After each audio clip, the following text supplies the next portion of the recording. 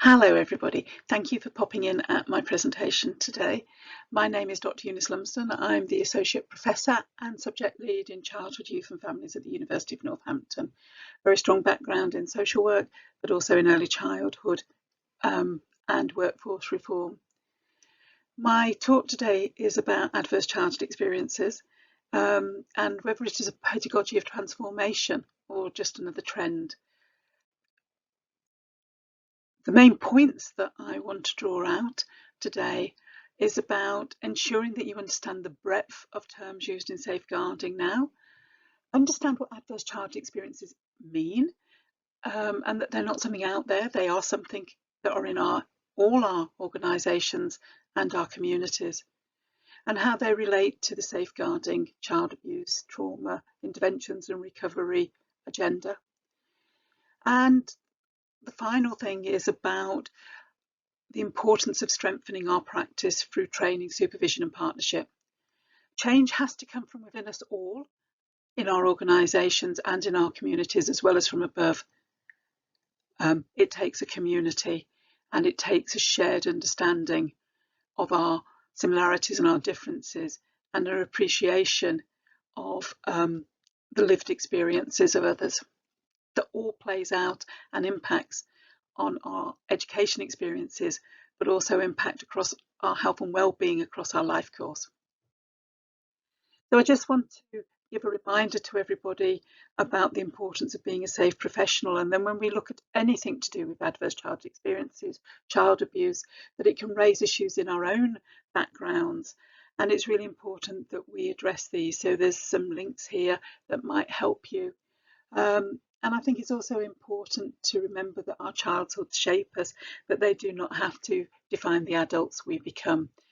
And that one of the things we've learned through the pandemic, I think, is how we individually have managed the challenges that some of us have faced or not, and how our coping mechanisms and the way that we've addressed things have been impacted upon from things we learned at our very earliest stages in our lives. So let's start by looking at terminology, and there's a range of terminology here in terms of safeguarding, which is the umbrella term for protecting our children, child abuse, which is to do with the particular elements of abuse that children experience, trauma informed, and trauma, which is the impact of those experiences and how they can affect children's behaviour, their health and well-being. And adverse childhood experiences, which is a term that has been around for a long time now, but is just becoming part of the language in England. In Scotland and in Wales, they have ACEs as part of their policy development at the moment. And I've also put some supporting links to podcasts for you, for those of you that want to extend their learning. There's two pictures of books here. One's mine. It has had feedback that it's accessible and explains and helps people to understand some of the challenges of child protection. Although it says early years, it really has all the details in that will help across the whole of the education sector. And also the work of Karen Prettyman, who does some amazing work on trauma informed and trauma. And again, I want to sort of highlight that there is a lot of people out there doing work in this area. Please look at people's CVs and the qualification levels and experience to work in these areas. There's a lot of people talking about children having mental health issues at the moment, but actually have they got the qualification to make that assessment? That's really crucial. Is it anxiety? Are we putting anxiety down as mental health? Are we putting things that are normal reactions to loss and grief cycles into categories where they're not? And I think we really have to be careful at this stage. Well, we always have to be careful, but certainly at the moment, in labelling children and young people in inappropriate ways. So if we look at adverse childhood experiences, it stems from work in America back in 1998, where they identified 10 categories that were experienced by the age of 18, and they divided them into abuse, physical, emotional, sexual, neglect, physical and emotional, or household challenges such as parents being in prison, drugs, mental illness, parental separation, divorce, or intimate partner violence, domestic violence here. And we also have the toxic trio of domestic violence, substance abuse, and mental health. And it's really important here to note that in all child abuse investigations, one of the main factors that they find after they have done the investigations is that domestic violence is a very key factor. So that children and young people who are living in environments where there is parental conflict, where there is domestic violence, it will impact on them and actually can lead to them being abused within their home environments. The work of adverse childhood experiences has been developed by Felletti and his colleagues, but also here a picture of Nadine Burke, who his book The Deepest Well is really good to read. But I would also link you to the podcast that I've put on this PowerPoint with her actually talking about this area. And if any of you have seen the film Resilience, she's the lady that's in that. And I think it's important for you to realise that this isn't something out here. It really does have an impact and can lead to early death for people. So some of the children and young people that you're working with now will die early because of living in adverse experiences.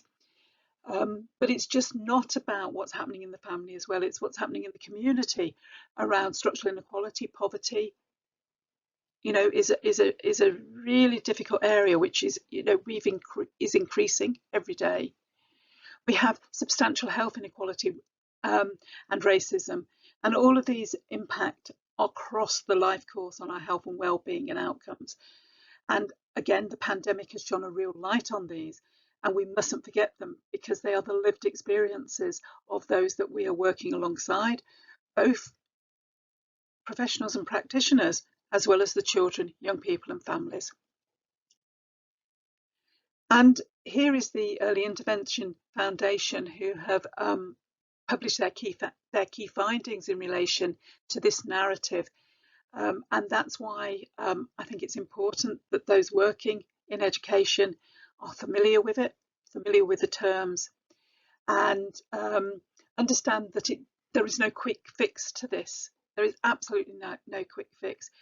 It takes absolute investment in structural change, but that does not mean that within every interaction that we have with children and young people and our colleagues and within our community, that we can't make changes that will impact on those we work alongside across their life course. And finally, the next steps really. And I talk here about early childhood education and care because it starts there.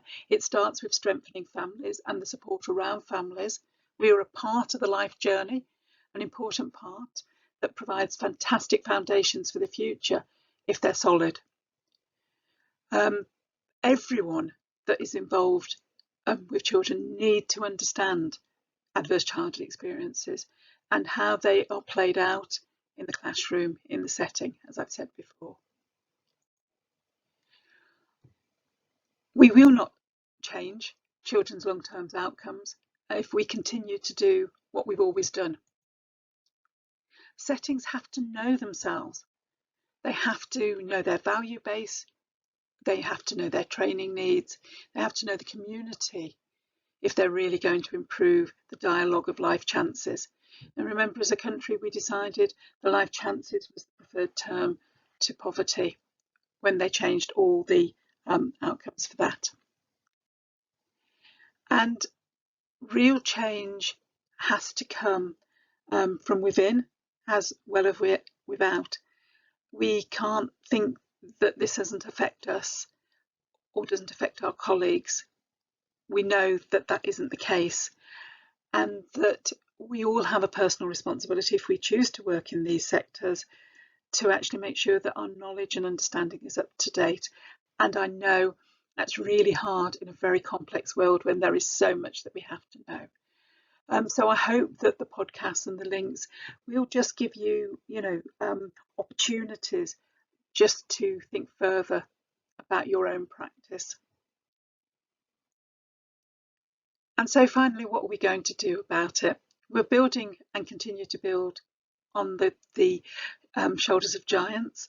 There is nothing today that we didn't know before, but what the pandemic has done has shone a light or held a mirror up to how austerity has affected us in England further and global challenges. And what we need to do, if we think about everything as a diamond, so as brightened, that if we just tilt that diamond slightly and just look at it through a different lens, then maybe we find new solutions individually, but also as a community. And you don't need to know every detail about every child, young person's life, their family or member of staff. What you can do is you can impact on a child's life journey if your practice really places child rights at the heart. That we have strong leadership, we embed policy, we apply research to practice, and we understand what adverse childhood experiences mean. And at every opportunity across that early life course, and here I'm talking right up to the end of the school period, is that we offer opportunities to strengthen child development. And we revisit it in adolescence when we have that opportunity again. And think about, what is the gift you want to give children to take on their life journey? My gift is always, as I said right at the start, that our childhoods shape us, but they do not have to determine how we become. And if we have the right ingredients in the environment supporting us in our earliest education and learning experiences, in our earliest development, then our life journey can be very different. Again, thank you for listening. If we strengthen practice together and place children's rights at the heart, we can make a difference.